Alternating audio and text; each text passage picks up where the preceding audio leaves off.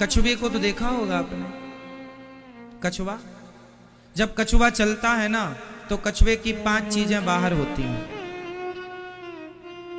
और जब कछुआ को देख कोई उसे लगता है कि कोई खतरा है, कोई टेंशन वाली बात है, तुरंत वो 5 चीजें अंदर सिकोड़ लेता है। हाँ या ना? सिकोड़ लेता है। कभी देखा आपने? ये क्या है? जब तक आप देखो कि सब ठीक है, ठीक है, अभी आपका मन भटक रहा है, ठीक है, पर अब देख लो कि समय हो रहा है, समय पूरा बीत चुका है, थोड़ा बचा है, तो अब थोड़ा सा ना मन को समेटना शुरू करो। कछुआ जैसे 5 चीजें अंदर कर लेता है, आपको भी 5 चीजें अंदर करनी है। 5 चीजें कौन कौन सी? इस संसार में सबसे ज्यादा झंझट 5 चीजों की है। टेंशन 5 चीजों से, समस्याएं 5 चीजों से हैं। ये 5 कंट्रोल हो गई। क्या बात है, क्या कहना फिर? कौन कौन सी? 5 शब्द, स्पर्श, रूप, रस, गंध। अनुवाद सुनिए। 5 कौन कौन सी? कान पहला शब्द, कानों पर कंट्रोल। 3 का तो हमने बताया ही था विस्तार से, आज उसमें 2 चीजें और जुड़ेंगी। शब्द पर कंट्रोल। अब व्यर्थ की बातें ना सुन के भगवान की कथा सुनने लग जाइए। शब्द। स्पर्श, दूसरा स्पर्श। स्पर्श मीन्स त्वचा, चमड़ी। हमारा मन बार बार ना किसी को छूने का मन करता है। संसार में जैसे मन भोगों में जाना मीन्स यही है। स्त्री पुरुष को, पुरुष स्त्री की ओर आकर्षित होती है भोगों के लिए, बस वही है। अब मन भोगों में भाग रहा है, इसका मतलब मन बाहर देख रहा है।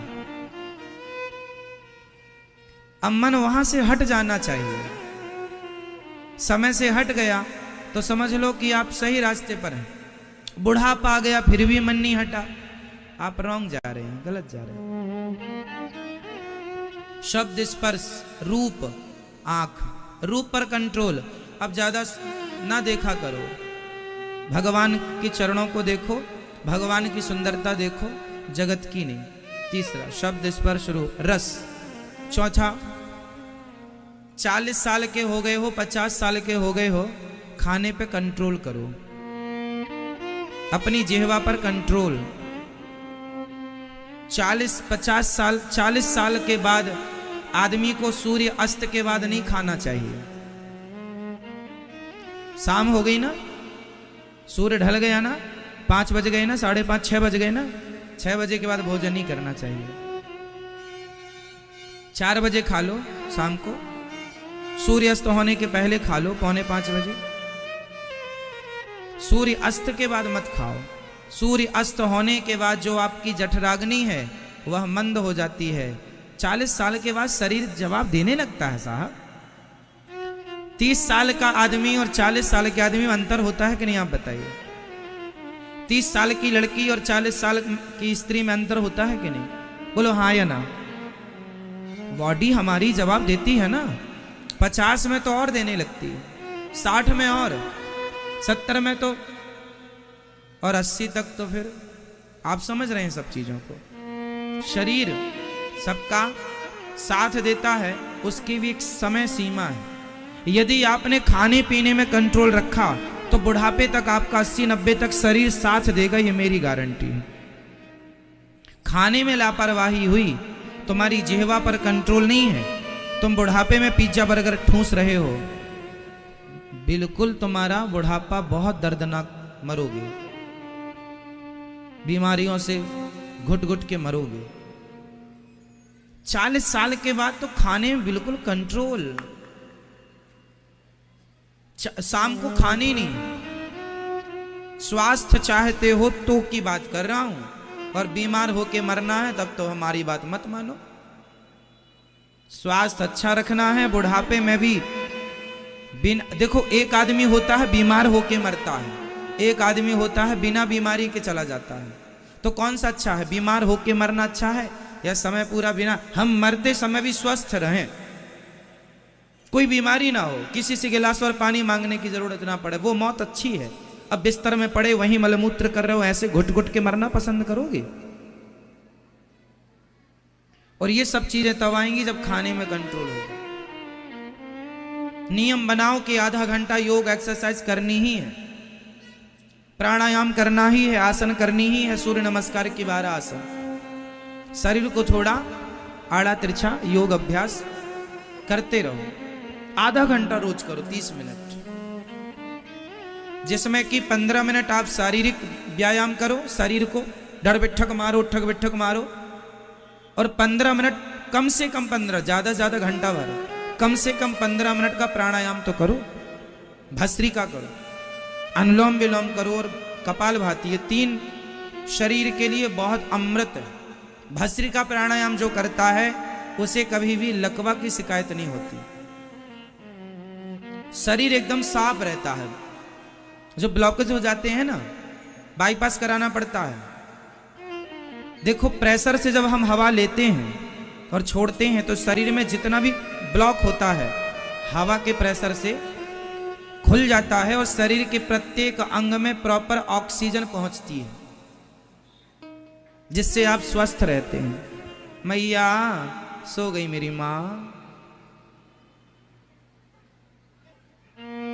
रात को खाने का मना कर रहे हैं इसलिए सो रही नहीं। महाराज हम नहीं छोड़ पाएंगे, हम तो 9-10 बजे तक खूब ठूंसते हैं 15-20 रोटी।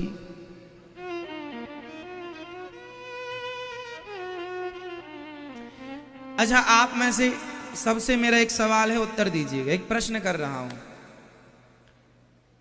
शरीर को ताकत भोजन करने से मिलती है या भोजन पचने से मिलती है? जोर से। शरीर को ताकत भोजन करने से मिलती है या भोजन पचने से? आपने बहुत सारा खा लिया पर पचा ही नहीं, तो आपने सोचा कि उस बिना पचे भोजन का पेट में क्या हाल होता है? वह पेट में पड़ा हुआ भोजन पचता नहीं है, सड़ता है, और सड़ने से वो खून में इन्फेक्शन पैदा करता है, ब्लड में इन्फेक्शन पैदा करता है। नाना प्रकार की बीमारियां वहीं से पैदा होती हैं जहां आप जरूरत से ज्यादा, आपकी बॉडी मांग रही है आपको 250 ग्राम भोजन और आप दे रहे हैं आधा किलो, तो 250 ग्राम कहां जाएगा? वो आपको क्या करेगा? वो आपकी बॉडी के अंगों को डैमेज करना स्टार्ट करेगा। ज्यादा खाने से पेट बाहर आएगा। भाई पेट बाहर क्यों निकलता है? मोटापा क्यों है? मोटापा जब आप पैदा भए थे तब तो मोटे नहीं थे आप, जवानी में आप मोटे नहीं थे। शायद लाख में कोई एक बच्चा जवानी में भी मोटा हो, ज्यादा खाता हो, चलता खेलता ना हो। अक्सर जवानी में आप मोटे नहीं होते, आप मोटे तब होते हैं जवानी में साहब। 12-15, मैं खुद, मुझे याद है कि मैं जब छोटा था मैं स्वयं 18-20 रोटी खा जाता था दिन भर में। एक बार की बैठक में 10-12 तो निपटा ही लेता था रोटियां, और खाने के बाद भी कैसे पच जाती थी साहब, है ना? तब ताकत भी थी कि दीवार में जोर से मार दो तो दीवार गिर जाए, तो खाते थे। लेकिन तब 12 रोटी खा लेते थे और पचा लेते थे। अब नहीं खा सकते, अब नहीं पचा सकते, क्योंकि पहले काम ज्यादा था, बच्चे थे, हम छोटे थे, जठराग्नि बहुत तीव्र थी। समय के साथ साथ चीजें मंद पड़ने लग जाती हैं। प्रकृति के बदलाव को, शरीर के बदलाव को आप महसूस कीजिए। यदि प्रॉपर महसूस करेंगे और शरीर के हिसाब से चलेंगे तो आप बीमार नहीं पड़ेंगे, ये हम कहना चाह रहे हैं।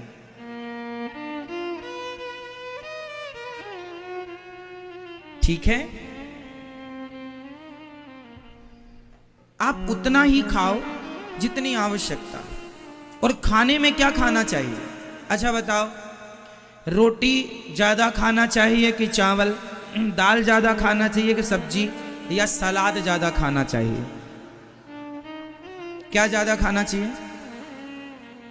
कच्चा। पहले चिड़िया कच्चा खाती है कि पका? बंदर कच्चा खाता है कि पका?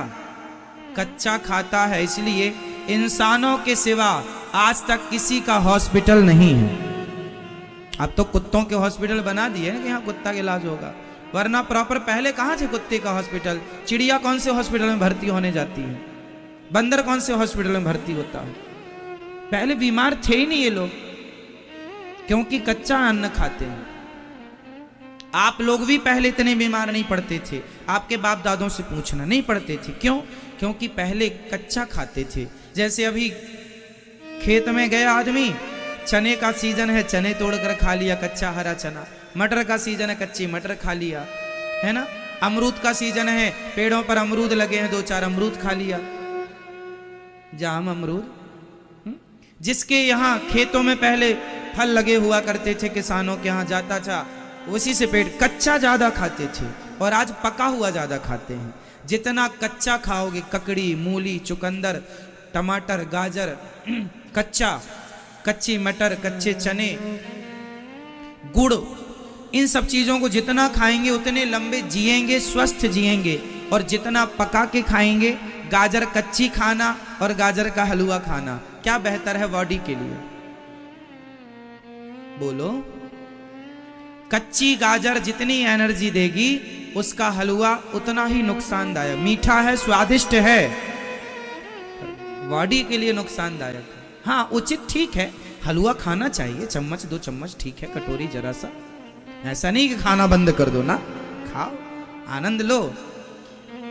पूरा हलवा तुम ही खा लोगे और किसी को नहीं खाने दोगे, फिर वो हलवा तुम्हें सोने नहीं देगा। इसलिए खाना पीना मना नहीं है, उचित उचित उचित। पेट बाहर क्यों निकलता है? क्योंकि बॉडी को जितना लेना था बॉडी ने ले लिया, पचा लिया। अब जो एक्स्ट्रा है वो पड़ा है, तो पड़े पड़े क्या है, उसको जगह बढ़ा। अब जगह उसको चाहिए तो वो पेट को बढ़ाता चलता है, वो अपना स्पेस तो बड़ा करेगा ना भाई। जो फिजूल का भोजन आपके पेट में कचरा पड़ा है, वो जगह तो बढ़ाएगा, और वो जगह बढ़ाने से आपका पेट बढ़ता है, इतना बड़ा पेट हो जाता है। इसलिए भोजन करने के बाद आपको 2 रोटी की भूख बनी रहे। जब 2 रोटी और खाने का मन हो तो भोजन करना बंद कर दीजिएगा। 2 रोटी की भूख पेट में सदा रखिएगा, सदा स्वस्थ रहेंगे। सिंपल फॉर्मूला, 2 रोटी की भूख बनाए रखिएगा पेट में। खाने के बाद कितनी खा सकें आप? 2 रोटी, इतनी भूख बनाए रखे तो प्रॉपर ठीक चलेगा। तो यही कहना है कि आपका शब्द, स्पर्श, रूप, रस। रस मीन्स जिह्वा, इसके चक्कर में मरिए मत, कुछ भी ना खाइएगा। कुछ भी खाते हो, बीमार पड़ते हो, बाद में रोते हो, पैसा खर्च करवाते हो इलाज में। तुम्हारे चक्कर में बड़े बड़े हॉस्पिटल बन रहे हैं, तुम्हारे उल्टा सीधा खाने के कारण। रूप, रस, गंध। तो शब्द, स्पर्श, रूप, रस और 5वां गंध, नाक। 5 पे कंट्रोल, गंध पे कंट्रोल। गंध मीन्स हम सुंदर सुंदर इत्र, परफ्यूम इत्यादि लोग यूज करते हैं, सूंघते हैं, अच्छा खुशबू आ रही है, अच्छी खुशबू है ना। तो ये सूंघाने का काम नाक का है, दिखाने का काम आँख का है, सुनाने का काम कान का है, छूने का काम चमड़ी का है, स्वाद का काम जिह्वा का है। ये 5 लोग हैं। यदि इन 5 के वश में आप हो गए तो 5 आपकी लुटिया डुबा देंगे। इसलिए 5 के अधीन मत बनना, 5 को अपने अधीन करके 5 को भगवान की सेवा में लगा दो। आँख को भगवान की सेवा में लगाओ, चल भगवान का दर्शन कर। कान को सेवा में लगाओ, चल भगवान की कथा सुन, है ना। जिह्वा को भगवान की सेवा में लगाओ, चल भगवान का नाम जब, सीताराम सीताराम श्रीमन नारायण। चल, कहाँ जा रही है? स्वाद के चक्कर में, ये राम नाम का स्वाद ले, है ना। और चमड़ी को ये छूने का तुम्हें ज्यादा ही शौक है तो अपने माता पिता के, गुरुजनों के चरणों को छुआ करो, चरण दबाया करो, भोगों से मन हटाओ और सेवा में मन लगाओ। और सूंघना ही है तो निर्माल्य सूंघिए। निर्माल्य मीन्स जो पुष्प भगवान को चढ़ा होता है, वो उतारने के बाद, जब हम उतारते हैं ठाकुर जी के चढ़े पुष्प, उतार कर जब हम उसकी गंध लेते हैं, उसे सूंघते हैं, तो नाक की सार्थकता तब होती है जब भगवान के चरणों में चढ़े हुए पुष्प की खुशबू हम लेते हैं, तो वो खुशबू ऐसा माननी चाहिए कि वही गोविंद की खुशबू हमने ली है। तो नाक जब भगवान की खुशबू ले तब नाक नाक है। परफ्यूम इत्यादि में क्या, आप लोग बहुत परफ्यूम इत्यादि इत्र इत्यादि डालते होंगे। ये दास अनिरुद्ध की मेरी आदत है, मैं कभी कोई परफ्यूम कोई इत्र यूज नहीं करता। ठाकुर जी को कभी इत्र लगाता हूँ, ठाकुर जी को कि आप रखिए, आप लगाइए। हमारी बॉडी को हम इत्र नहीं लगाते ना, कपड़ों में इत्र लगाते। आप कभी हमारे आसपास रहते हैं, देखें हमारे शरीर से कोई खुशबू आती है? कोई इत्र हम यूज ही नहीं करते। क्यों नहीं यूज करते? क्योंकि हमें पता है, क्या हम दिखावटी और बनावटी जिंदगी नहीं जीते। हमें पता है कि शरीर में कितना भी इत्र लगाएंगे आनी तो दुर्गंध ही है, इसलिए अपनी दुर्गंध छिपाएं क्यों? हे गोविंद, हम जैसे हैं वैसे ही देख लो आप, हम तो दुर्गंध से भरे हैं, आपको ऐसा पसंद है तो ऐसे ही हूं मैं। अब खुशबू लगा के भगवान के आगे जाके क्या फायदा? खुशबू ठाकुर जी को लगाते हैं, अपने को नहीं। आप एक नंबर के गंधाने वाले आदमी हो, बोलो हाँ या ना? आपके शरीर से सुगंध निकलती है, दुर्गंध? बोल दो मैया। शरीर से क्या निकलती है? खुशबू, सुगंध या दुर्गंध? अच्छा एक बात और, शरीर की नेचुरल भी एक गंध होती है, बॉडी की अपनी एक नेचुरल गंध भी होती है। और हमारे शरीर से केवल दुर्गंध, सवेरे आंखों में देख लो तो कीचड़, दुर्गंध। कान में उंगली डालो, दुर्गंध। सवेरे सवेरे किसी का मुंह आप सूंघ कर देख लीजिए, दुर्गंध से भरा होगा। बगल में दुर्गंध। मलमूत्र का, तो मलमूत्र में खुशबू तो होती ही नहीं है। शरीर में पसीना है, गर्मी में आप पसीने भरा शरीर, आप मोजे पहनते हैं गर्मियों में, जरा 2 घंटे चलिएगा और गर्मी का समय है और जूते से मोजे उतार निकाल लीजिए, देखो कितना गंधाता, पूरा घर भर जाता है दुर्गंध से। हाँ या ना? शरीर दुर्गंध का ही चलता फिरता घर है, दुर्गंध का। इसलिए हम छिपाएं क्या? आदमी ना जैसा है वैसा नहीं जाता भगवान के आगे, वैसा दिखने नहीं चाहता। यही कपट है, कपट है। और भगवान कहते हैं निर्मल मन जन सो मोहि पावा, मोहि कपट छल छिद्र न भावा। तुम जैसे हो वैसे ही चले आना, वैसे ही मैं तुम्हें स्वीकार करूंगा। इसलिए ये दास अनिरुद्ध जैसा है वैसे ही है। मैं जैसा अंदर हूं वैसे ही बाहर हूं, अंदर कुछ और बाहर कुछ और। ये अच्छा नहीं लगता हमें, कपट अच्छा नहीं लगता। हम तो भाई देखो छोटी सी जिंदगी लेकर आए हैं, थोड़ा सा जीना है, निष्कपट जीना चाहते हैं, कपटी जीवन नहीं जीना चाहते, है ना? आप लोग भी सिद्धांत बनाओ। रियल जो है ना, रियल रियल है, इसलिए दिखावा नहीं है। कई लोग ना जिंदगी दिखावे में जीते हैं, दिखावे। उसने 50 लाख का कोठी बनाई है, घर बनाया, हम भी बनाएंगे। क्यों दिखावा कर रहे हो? तुम घास की झोपड़ी लायक हो तो घास की झोपड़ी में रहो ना, खुश रहो। यदि तुम्हारे पास है बनाओ, दूसरों को देख के ना करो। अपनी लाइफ जियो, अपने आनंद से जियो, पर किसी की नकल ना करो। अच्छा एक बात बताओ, आप कहते हैं हमें उनके जैसे बनना है, आज तक ईश्वर ने किसी को किसी के जैसे बनाया है? बोलो। यदि बन सकते तो भगवान ही ना बना देता। आज तक किसी के फिंगर, किसी का अंगूठा किसी के अंगूठे से मिला है? फिंगरप्रिंट्स किसी के मिले हैं? किसी की आंख किसी की आंख से मिली है? बोलो। आधार कार्ड में आंख भी लिंक होती है, ये फिंगरप्रिंट्स भी लिंक होता है। आज तक आपका अंगूठा और मेरा अंगूठा मैच हुआ? किसी का हो सकता है? कोई एक सा हो सकता है? जब कोई एक सा हो नहीं सकता बॉडी से, शरीर से, तो विचारों से भी कोई एक सा नहीं हो सकता ना साहब। जितने लोग हैं उतने विचार हैं। इसलिए किसी के जैसे बनने की कोशिश ना कीजिएगा, आप अपने जैसे बनिए जैसे आप हैं। आप बहुत अच्छे हैं, आप जैसा आप ही हैं, कोई दूसरा नहीं हो सकता। मेरे जैसा सिर्फ मैं हूं, कोई दूसरा हो नहीं सकता। आपके जैसे आप हैं, कोई दूसरा हो नहीं सकता। इनके जैसे केवल ये हैं, दूसरा कोई हो नहीं सकता। लता जी जैसी केवल लता जी हैं, लता जी जैसा कोई दूसरा हो नहीं सकता। रफ़ी जी जैसे रफ़ी जी हैं, रफ़ी जी जैसा दूसरा कोई हो नहीं सकता। भगवान राम जैसे भगवान राम है, उनके जैसा कोई हो नहीं सकता। हनुमान जी जैसे हनुमान है, उनके जैसे कोई हो नहीं सकता। मीराबाई के जैसे केवल मीराबाई, उनके जैसे कोई हो नहीं सकता। सिंपल है, भगवान ने जिसको जैसा बनाया वो वैसा ही रहेगा, इसलिए वैसे ही रहो जैसे भगवान ने बनाया है। किसी और की तरह बन के क्या फायदा।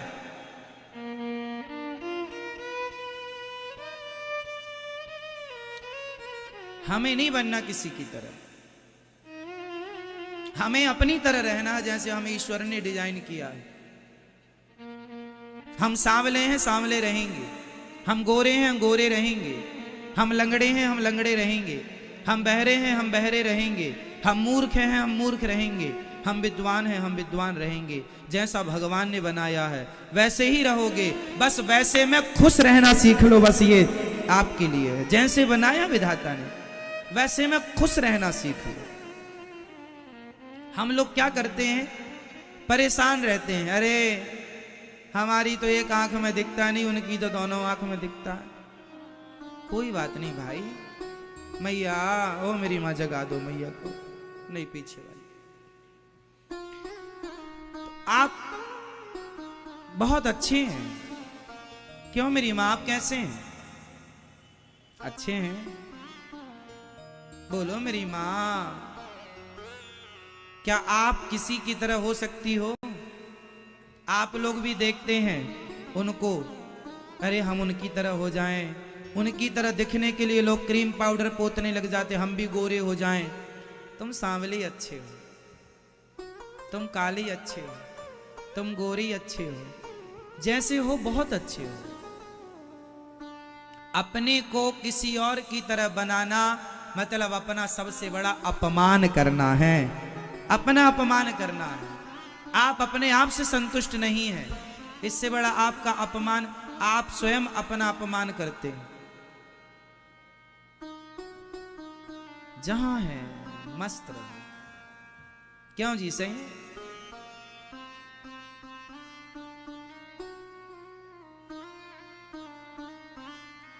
अटल जी जैसा अटल जी ही होंगे, कोई दूसरा नहीं हो सकता। मोदी जैसा मोदी जी ही होंगे, कोई दूसरा नहीं हो सकता। और राहुल जैसा राहुल ही होगा, कोई दूसरा नहीं हो सकता। सब अपनी अपनी जगह भगवान ने जिसको जैसा बनाया है, कोई दूसरे की तरह बन ही नहीं सकता। क्यों जी, सही? आपकी तरह आप अच्छे। मेरे हिसाब से तो भाई अपनी तरह रहना चाहिए, किसी और की तरह बनने की कोशिश। हाँ, अच्छे आचरण चुन लो, अच्छे आचरण चुन लो, अच्छी बातें चुन लो, उन अच्छी बातों पर अमल करो, अच्छे रास्ते पर चलो। फिर आप जैसे हैं ना वैसे में ही आपका नाम होगा, आपकी पहचान होगी। आप सही रास्ते पर चलिए बस।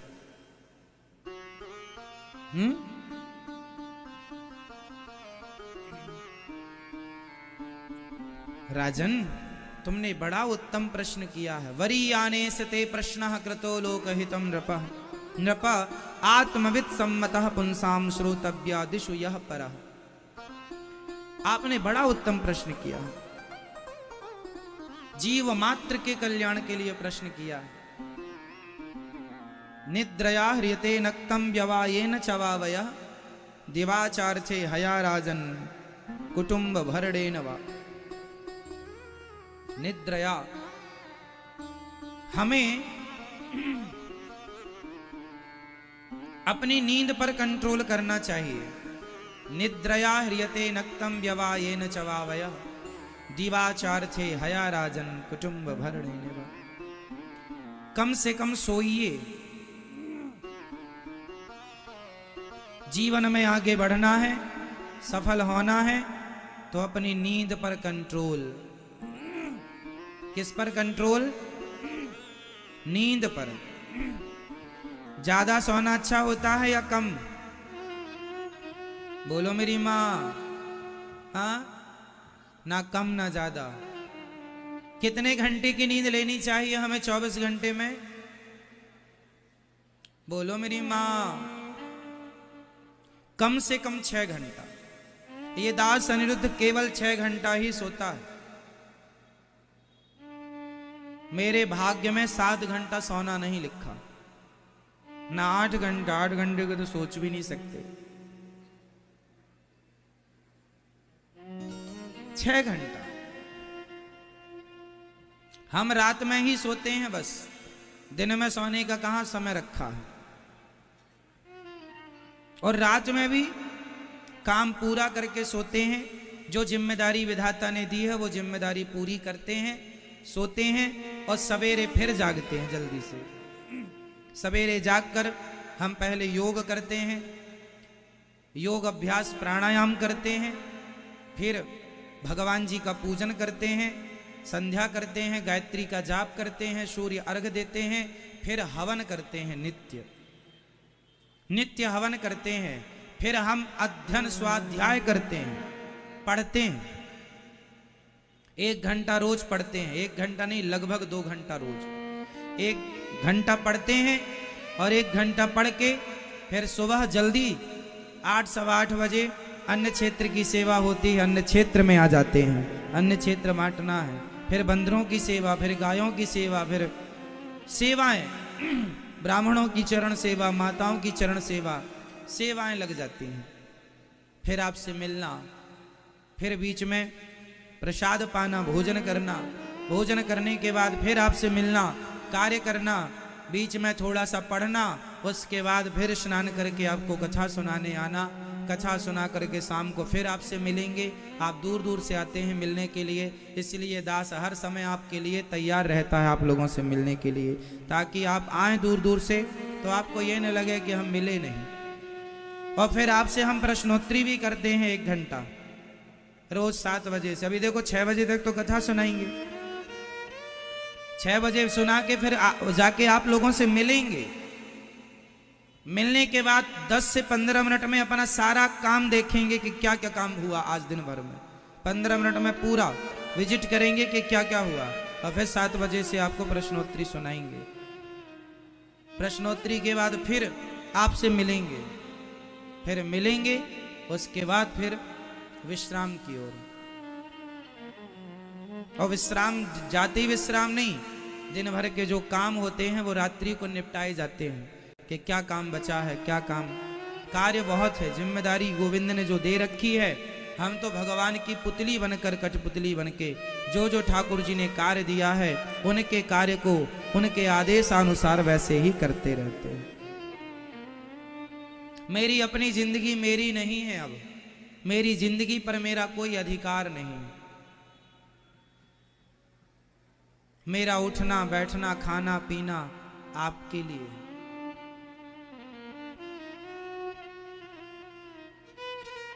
मैं अपने आप को बीमार भी नहीं पड़ने देता, आपको पता है क्यों? कभी कभी मुझे लगता है बीमार पड़ जाऊंगा तो 2-4 दिन विश्राम करने को अच्छा मिलेगा, पर मैं अपने आप को बीमार नहीं होने देता। क्यों?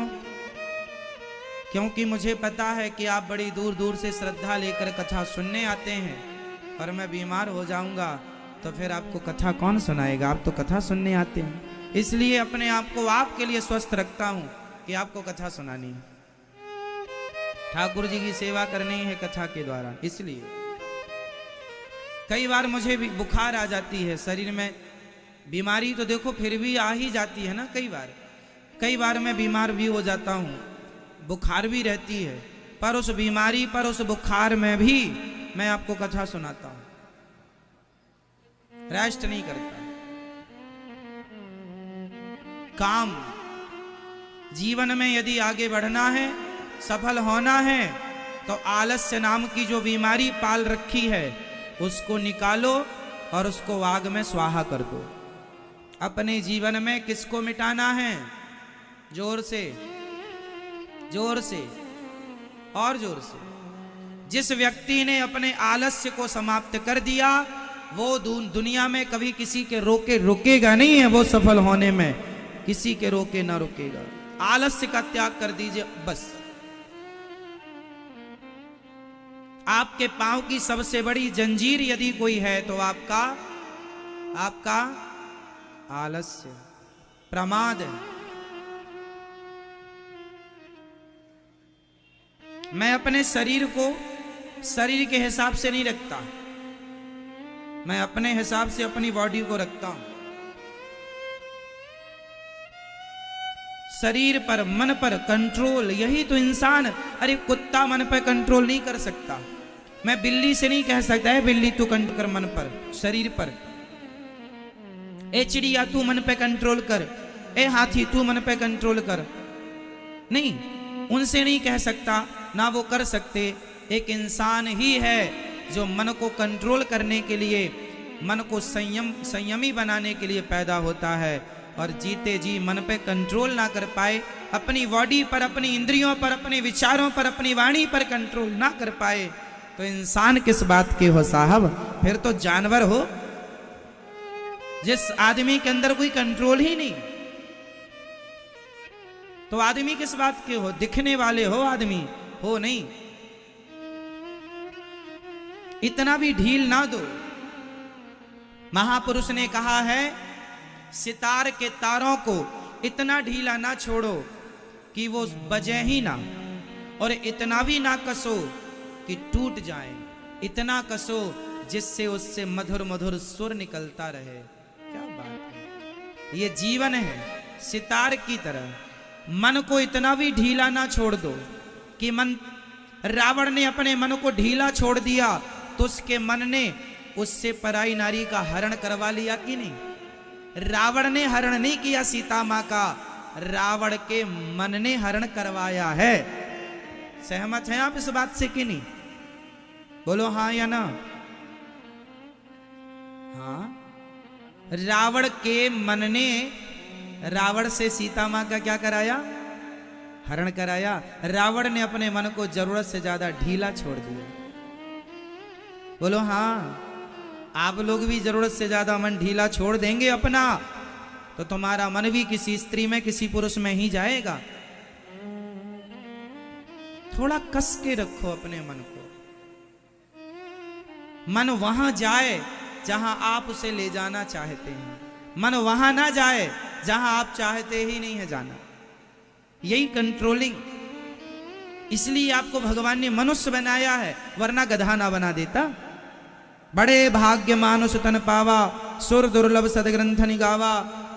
क्यों बनाया भाई आपको मनुष्य? कुत्ता बिल्ली बना देता। इसलिए मनुष्य बने हो तो, मनुष्य बने हो तो उसका लाभ लो, लाभ लो। निद्रया ह्रियते नक्तम व्यवायेन चवावयः। कम खाओ कम सो, ज्यादा जागो, जो जागत है वो पावत है, जो सोवत है वो। उठ जाग मुसाफिर भोर भई, अब रैन कहां तू।